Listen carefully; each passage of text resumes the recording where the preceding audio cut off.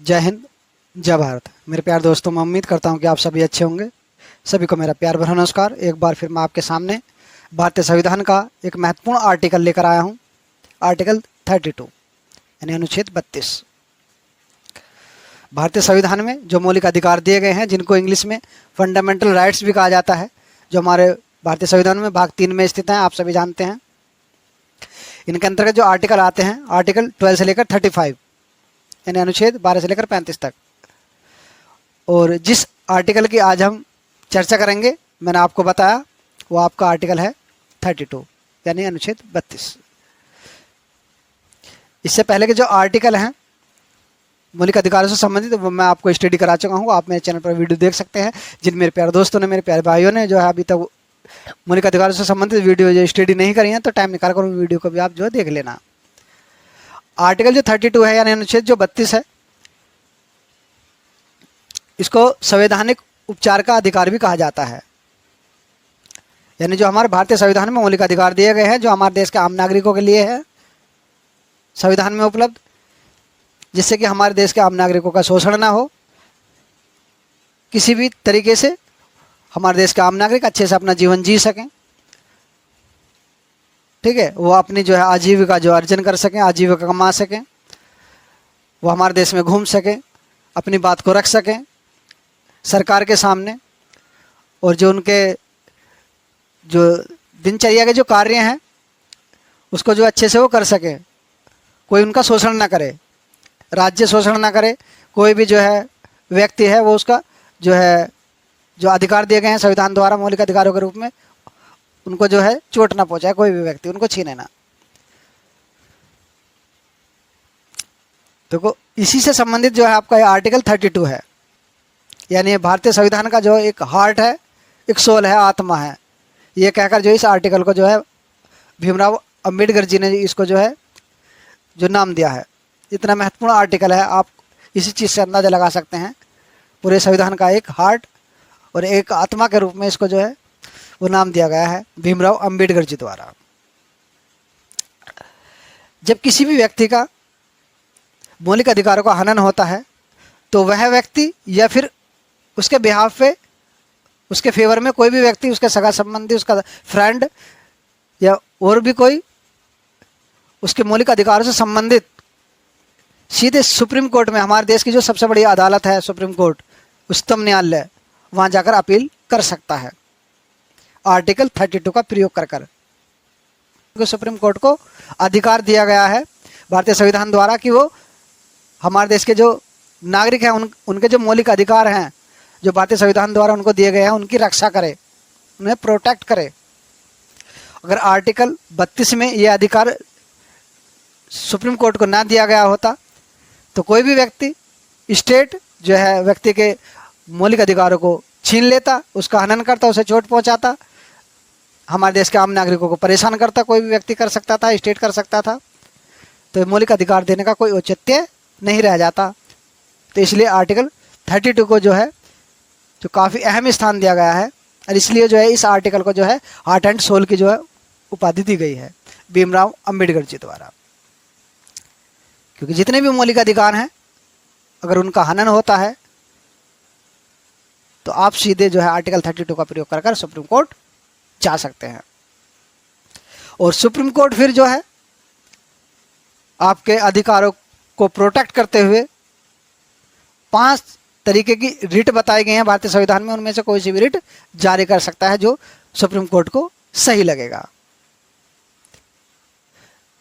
Writ जो है वो स्टेट का जो हाई कोर्ट है वो भी जारी कर सकता है, उसके बारे में जो है हम फिर बात करेंगे। एक आर्टिकल है भारतीय संविधान में 226 यानी 226, उसका प्रयोग कर कर जो है स्टेट के जो हाई कोर्ट है वो भी रिट जारी कर सकते हैं, लेकिन उसके बारे में जो है किसी और वीडियो में जो है वो डिस्कस करेंगे। यहाँ पर केवल हम जानेंगे आर्टिकल 32 के बारे में। जो आर्टिकल 32 के अंतर्गत जो आपकी 5 रिट हैं जो सुप्रीम कोर्ट जो है जारी कर सकता है मौलिक अधिकारों को प्रोटेक्ट करने के रूप में। बंदी प्रत्यक्षीकरण यानी हैबियस कॉर्पस। बंदी प्रत्यक्षीकरण का मेरे प्यारे दोस्तों जो शाब्दिक अर्थ है वो है सशरीर प्रस्तुत करना। इसको हम ऐसे समझ सकते हैं कि हमारे देश का कोई नागरिक है, उसको कोई पुलिस अधिकारी इलीगल रूप से गिरफ्तार कर लेता है, या लीगल रूप से भी अगर उसको गिरफ्तार कर लिया व्यक्ति को, लेकिन एक तय समय सीमा जो हमारे देश के कानून में दी गई है, उस तय समय सीमा से ज़्यादा वो अपने यहाँ पर रखता है, बंदी बनाता है, डिटेन करता है, या फिर ऐसा कोई व्यक्ति हो सकता है जिसको जेल में जो है रखा गया है और उसकी जो है सज़ा पूरी हो गई है, लेकिन फिर भी उसको जेल में जो है बंदी बनाया हुआ है जबकि उसकी सज़ा पूरी हो गई। तो ऐसा भी हो सकता है। तो ऐसे मामलों में, ऐसी सूरत में जो है वह व्यक्ति, उसके सगे संबंधी, उसके माता पिता, बहन भाई, या उसके जो है कोई भी जो है उसके फ्रेंड्स वगैरह, उसके बिहाफ पे, उसके फेवर में जो है आर्टिकल 32 का प्रयोग कर कर सुप्रीम कोर्ट में अपील दर्ज करा सकते हैं। और ऐसे मामले में सुप्रीम कोर्ट सीधे जो है बंदी प्रत्यक्षीकरण यानी हैबीज कॉर्पस की वो रिट जारी कर सकता है कि उस नागरिक को जो है सशरीर वो हमारे सामने प्रस्तुत किया जाए, यानी सुप्रीम कोर्ट के सामने प्रस्तुत किया जाए। तो जिस पुलिस अधिकारी ने, जिसने भी जो है उसको गिरफ्तार किया होगा, अपने यहाँ पर डिटेन किया होगा, बंदी बनाया गया होगा, स्टेट ने बनाया हो बंदी या किसी भी जो है पुलिस अधिकारी ने, वो फिर जो है सुप्रीम कोर्ट के सामने सशरीर उसको जो है प्रस्तुत करेगा और सुप्रीम कोर्ट जो है उस नागरिक से, जिसको बंदी बनाया गया है, उससे जो है मालूम करेगा कि आपको जो है क्यों बंदी बनाया गया, कब से कब तक रखा गया, उसके बारे में जो है जानकारी लेगा। अगर लगेगा कि इलीगल रूप से बंदी बनाया गया तो फिर जो सुप्रीम कोर्ट की जो उसमें न्याय प्रक्रिया दी गई है, वो न्याय प्रक्रिया वो की जाएगी। आपको पहले रिट समझ में आ गई? ठीक है, अब आइए आगे बढ़ते हैं। दूसरे नंबर पर है आपकी परमादेश यानी मैंडेमस। परमादेश जो ये शब्द है, इसी शब्द से जो है एक अर्थ निकल कर आ रहा है आदेश। परमादेश मतलब आदेश, यानी इसमें सुप्रीम कोर्ट जो है सीधा सीधा आदेश देता है। अगर हमारे भारत देश में किसी भी आम नागरिक के अगर मौलिक अधिकारों का हनन होता है, जो भारतीय संविधान द्वारा मौलिक अधिकार हमारे देश के आम नागरिकों को दिए गए हैं, अगर उन मौलिक अधिकारों का, किसी भी व्यक्ति के मौलिक अधिकारों का अगर हनन होता है, तो वह व्यक्ति या उसके बिहाफ पे, उसके फेवर में कोई भी व्यक्ति जो है आर्टिकल 32 का प्रयोग कर कर सीधे सुप्रीम कोर्ट में वो अपील दर्ज कर सकता है। और सुप्रीम कोर्ट जो है फिर ऐसे मामले में जो है परमादेश यानी मैंडेमस रिट का जो है वो प्रयोग कर कर वो आपके जो है ऑर्डर दे सकता है कि जिस व्यक्ति ने या स्टेट ने जो है, या स्टेट के किसी भी अधिकारी ने जो है, अगर किसी भी आम नागरिक के अगर मौलिक अधिकार का हनन किया है, तो उस जो है उस व्यक्ति को जिसने हनन किया है उसको, या स्टेट का कोई अधिकारी हो सकता है या स्टेट का कोई डिपार्टमेंट हो सकता है, उस डिपार्टमेंट को या उस अधिकारी को जो है वो सुप्रीम कोर्ट में वो पेश हो। ठीक है, सुप्रीम कोर्ट में आए, उसकी इन्वेस्टिगेशन होगी, उसकी सुनवाई होगी, उसके बारे में जांच पड़ताल होगी कि आखिरकार जिस व्यक्ति के मौलिक अधिकार का हनन हो रहा है कि वाकई हनन हो रहा है या नहीं, उसके बारे में जो है एक न्याय प्रक्रिया वो की जाएगी सुप्रीम कोर्ट द्वारा। और उसको जो है नागरिक को, जो हमारे भारत देश का आम नागरिक है जिसके मौलिक अधिकार का हनन हो रहा है, एक उचित जो है उसको न्याय वो सुप्रीम कोर्ट द्वारा वो दिया जाएगा। अब आइए जानते हैं तीसरी रिट के बारे में, जो आपके है प्रतिषेध यानी प्रोहिबिशन। प्रतिषेध, प्रोहिबिशन एक न्यायिक रिट है, यानी ये बड़े न्यायालय द्वारा छोटे न्यायालय को वो दी जाती है, यानी जारी की जाती है। यानी हमारे देश का जो सुप्रीम कोर्ट है वो हमारे स्टेट के जो हाई कोर्ट होते हैं उनको जारी कर सकता है प्रतिषेध यानी प्रोहिबिशन की रिट को। और जो हाई कोर्ट है वो जो है हमारे जो डिस्ट्रिक्ट कोर्ट होते हैं, ठीक है, उनको जो है यह रिट जारी कर सकता है। यानी बड़ी अदालत छोटी अदालत को जो है प्रतिषेध यानी प्रोहिबिशन की रिट जारी करती है। अब ये जारी कब की जाती है? ये जारी जब की जाती है जब कोई न्यायालय, कोई अदालत जो है, जो जिसको एक उसको अधिकार दिया गया है, एक अधिकारिता दी गई है कि आप जो है यहाँ तक इन मामलों की जो आप सुनवाई कर सकते हैं, लेकिन वह अदालत जो है अपनी अधिकारिता से परे कार्य कर रही है, अपने यहाँ पर जो ऐसे मामलों की सुनवाई कर रही है जिसको उसको अधिकार नहीं है। या फिर जो है दूसरे नंबर पर हम कह सकते हैं ऐसे मामले में भी यह रिट जारी की जा सकती है जब कोई अदालत जो है नैसर्गिक न्याय यानी प्राकृतिक न्याय यानी नेचुरल जस्टिस की अवहेलना की जा रही हो किसी अदालत में। नेचुरल जस्टिस मतलब जैसे अगर किसी को जैसे आपने देखा होगा इन्वेस्टिगेशन के लिए जो है लोगों को बुलाया जाता है, दोनों पक्षों को बुलाया जाता है और उनकी जो बातें जो है दोनों पक्षों की रखी जाती हैं उनसे मालूम किया जाता है, लेकिन ऐसा कोई प्रोसेस नहीं अपनाया जा रहा, सिर्फ एक ही पक्ष की बात सुनी जा रही है, दूसरे पक्ष की बात ही नहीं सुनी जा रही।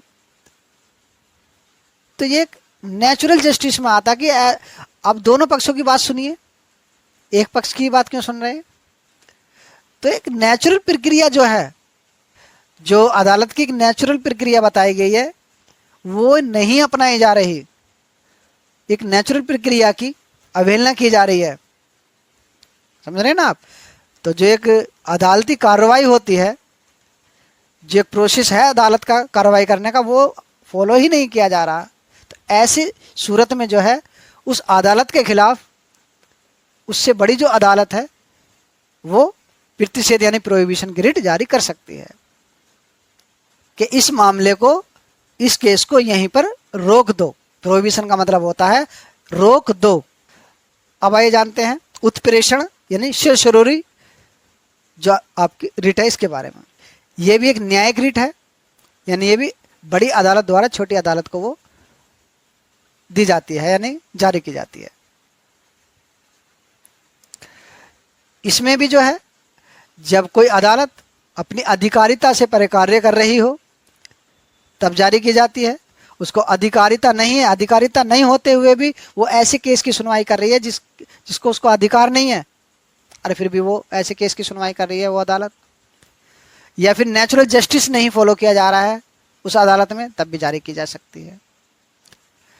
या दस्तावेज पे कोई त्रुटि अगर नजर आती है, कोई गलती नजर आती है दस्तावेज में, तब भी जारी की जा सकती है। अब आपको लग रहा होगा कि प्रतिषेध और उत्प्रेषण यानी प्रोहिबिशन और सर्वोच्च ये दोनों रिट सेम है। नहीं, ये सेम नहीं है, इनमें एक मेजर डिफरेंस है। वो मेजर डिफरेंस ये है कि प्रोहिबिशन की जो रिट जारी की जाती है बड़ी अदालत द्वारा छोटी अदालत को, वो तब जारी की जाती है जब केस की सुनवाई चल रही होती है, जब केस की इन्वेस्टिगेशन हो रही होती है। और सर्वोच्च जब जारी की जाती है बड़ी अदालत द्वारा छोटी अदालत को, जब अदालत में जो है, उस न्यायालय में जो है वो फैसला सुना दिया गया होता है, केस की सुनवाई हो गई होती है, फैसला आ गया होता है, तब जारी की जाती है आपकी उत्प्रेषण यानी सर्वोच्च की रिट। ये सबसे मेजर डिफरेंस है प्रोहिबिशन और सर्वोच्च यानी प्रतिषेध और उत्प्रेषण रिट में। उम्मीद करता हूं कि आपको अच्छे समझ में आ गया होगा। अब आइए लास्ट रिट जान लेते हैं जो आपकी अधिकार परीक्षा यानी क्वो वारंटो। जब कोई व्यक्ति असंवैधानिक रूप से किसी सार्वजनिक पद को धारण कर लेता है, ठीक है, उसको हथिया लेता है, तब आपकी ये रिट जारी की जाती है। जैसे कोई आईपीएस अधिकारी है, आईएएस अधिकारी है, कोई दरोगा है, कोई सेक्रेटरी है, कोई भी अधिकारी हो सकता है, उसने वो जिस पद पर बैठा हुआ उसको जो है गैरकानूनी रूप से, असंवैधानिक रूप से हथियाया है। तो ऐसे मामले में, ऐसे केस में जो है क्वो वारंटो यानी अधिकार परीक्षा की रिट जारी की जा सकती है और उस पद से उसको हटा दिया जाएगा।